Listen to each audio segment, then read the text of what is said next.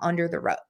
And we're not doing that so much anymore. And I do think that technology plays a positive and a negative role in all of this, right? Because through technology, we actually have more accessibility. We get to learn. We get to understand more of all of these concepts. And it also challenges us in different ways as well, because it does add a whole nother component and a whole nother level to what we get to face on a daily basis. A lot of people aren't mindful of the amount of technology use that they engage in on a regular basis, which leads to challenges with hormones, their dopamine levels, their happiness levels, their attention span, right? Their lack of connection with people around them because they're sitting on their phone scrolling. Like, how many times do you walk in? I'll ask you, when's the last time you walked into a public space? Anywhere. I do that regularly. Okay. How many people do But you see but there sitting? was a point where I would never, like a few years back, where I would just never leave the house, always gaming, just want to be alone, isolating. Mhm. I get what you're saying. But And even yeah, and when I, you, I do agree with you, like social media is giving us the illusion of being involved, but yeah, realistically, we're not even like giving anyone a handshake in a while. no. But even when you walk into a public space, like, Mm. do you see someone on their phone? Always, Always, right? And always. it's leading to this lack of connection around you as well. Like, what would happen if you actually turned your phone off for a day? How many people would you talk to, say hello to, connect with that you wouldn't have because you had your phone in your hand, right? You'd have a lot of meaningful conversations and relationships, that's for sure. But you know what's scary, Leah? When Tell people me, don't have their phones, they're experiencing anxiety. because of that dopamine. That's the problem with technology. If you haven't watched The Social Dilemma, if you're listening to this and you haven't watched it, when you finish listening to this epic conversation, go and watch it, because it really highlights the challenges of social media and what it's actually doing to your brain and to your body. And so, part of why you feel anxiety when you put down your phone is because you're no longer getting these instantaneous dopamine hits. And so that leads to a lack of the dopamine hit, which leads to the stress, the anxiety, like all those challenges where you're like, "Oh my god, like I'm not getting anything. Like I'm not happy, I'm not fulfilled." Like that instant gratification, you're not receiving it because you don't have your phone in your hand. Yeah.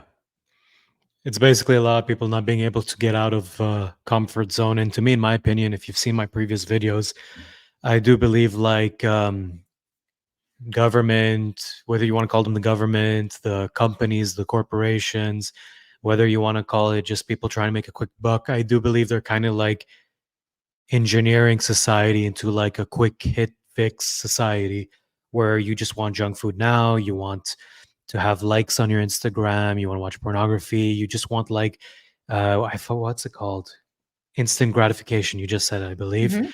And like you're not really thinking in the long term where you just want like a long, healthy life with a healthy partner, producing healthy kids. And at the end of the day, just being able to look back in your life and say, hey, this is a satisfying life. Yeah. So I appreciate talking about that, and I do want to end this on a positive note. It's not ending. I'm just pointing out I want to end this on a positive note. So before we get to that positive note, where I ask you what you are doing for your community out there, your clients, the people you're caring for, and giving life advice, I want to ask you because we talk about how you should be soft. Some people think that's good. You, for example, some people think that's bad. Probably the older generations, people like me, I think there needs to be a balance. Because Mhm. how soft is too soft, Leah? Like, how soft is it to the point where, like, you're just crying for attention and you're not really trying to get the help you need to put you on your feet? You like the attention, because I've experienced this. Like, and I used to have a lot of health problems.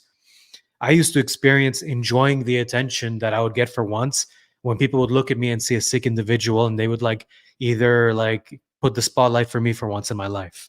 Like everyone's listening. Hey, listen to my problems, listen to my problems. So yeah, like again, at what point is it you're so soft, you're actually not improving at all and you're just staying where you are and you're basically being enabled? Where's the limit? Yeah, I hear that, and it's going to be different for everyone, right? And I want to also like offer a little perspective shift here too, where it's like it's not that you're soft, it's that you're softening. And when you start to soften, you start to soften all those walls that you put up to protect yourself. And those walls are not only protecting protecting like from the negative things, but they're preventing the really beautiful things from coming in too. And so as you soften and you take down those walls, you let in more love, you let in more abundance, you let in more joy, you let in more connection, right? And so I just want to offer that perspective because it's not that you're soft, and being soft is not a bad thing. It just means that you're actually more capable of healing, growing, and expanding and living a life that does feel really good for you. And so when it comes to finding that balance, that's what feels good for you, right? Like, how much structure do you need in your day? How much time do you need to just like sit and be and to receive and to just like not do anything? Everyone needs that. And so if you think you don't, you're wrong. True. And at what point did you feel you need to look around you and say, like, okay, I need to get off my ass and get better? Hmm. Because, like, the point is to get better, you know? The Yeah. point is to be like respectfully, Leah, like you. I Yeah. see, like I said, you look pretty vigorous, you look pretty healthy. I look at your social media, like, you're like, Jesus, like, calm down, bro. You're always hiking, you're always swimming. I don't know if you're surfing, but like stuff like that. You're always active. Yeah. So at what point do you realize, okay, too much softness, time to like get out there and like take ownership of my life because no one else is going to?